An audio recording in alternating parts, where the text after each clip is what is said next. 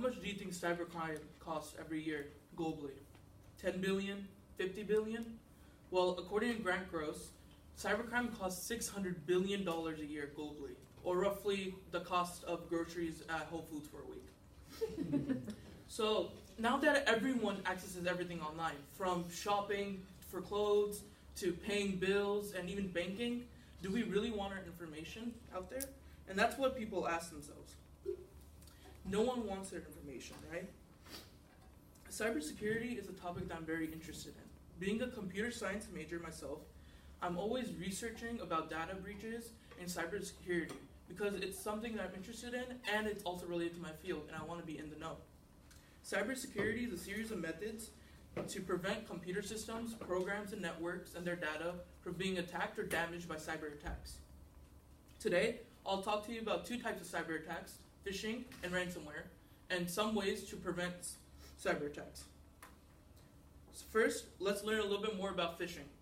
According to the Encyclopedia of White Collar and Corporate Crime, phishing is done through hackers who pretend to be some type of corporation through an email and access a person's account through usually asking some type of urgency, like for requesting financial information or personal details. According to Kimberly Morrison, in the emails, once they ask for this, they usually send some type of urgency. The hackers attach a link that looks legitimate, but it's actually a fraudulent website. Once hackers get the info, they use it to do other frauds like transaction frauds and identity theft. So now I'm going to show you an example of this. So in pink, it's simplified what this is. It looks like a university email asking for a password to be updated, but really this is fake. It has a weird format. The urgency gives you a little bit of suspicion, and the website is fraudulent. And they use the logo to make it look a little bit more legitimate. And it's not just elderly and children falling for the phishing attacks. Sometimes even knowledgeable people fall for it too. According to Morrison, Elizabeth Owen, who is the executive director of the National Association of Consumer Agency Administrations, almost fell for a phishing attack herself. She received an email from PayPal that said she needs to update her financial details or her account will be blocked from making future purchases. So she gathered the emails and the information and almost sent it, but the last minute decided not to and saved herself. According to Morrison, Owen said that if she almost fell for this attack, then there is no one who is completely protected. So now that you know a little bit more about phishing attacks, let's talk about the second type of cyber attack, ransomware. Unlike phishing, ransomware is much more sophisticated, and the potential consequences to the victims can be much more worse. According to Ruth Simon of the Wall Street Journal, ransomware is done through software which encrypts the victim's data, holding it for ransom. Hackers need to get the malware onto the victim's system, and they usually do so through some attachment on an email. Once the system is affected, it will quickly encrypt all of their information, and their computer will be locked. They will be notified through a pop-up telling them that all their files are encrypted, and the only way to unencrypt the files is with a key, which is only given once the victim pays the ransom. So here is an example of a ransomware attack.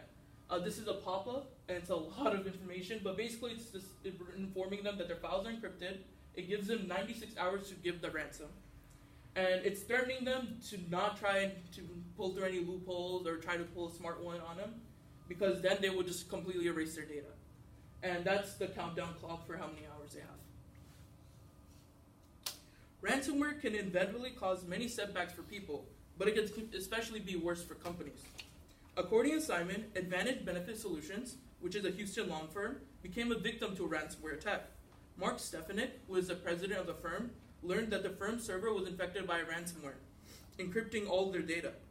The hackers notified them that they had 72 hours to pay the ransom. At first, his reaction was to ignore the ransom, but then the IT provider told him that it would take thousands of hours to even potentially unencrypt it. So, he decided to pay the ransom of $400 and the data became unencrypted. According to Simon, it took the firm approximately 2 weeks before they were able to get all their data back in place before the attack. So now that you know more about phishing and ransomware, let's talk about some ways to prevent cyber attacks. Cyber attacks happen every day around the world. That doesn't mean people have to be victims of it. According to Morrison, it's best to avoid hyperlinks in emails and instead go to the respective company's official website whenever dealing with any sensitive information. People should also be careful and not give out any sort of financial details such as credit card numbers or personal details as social security numbers through emails.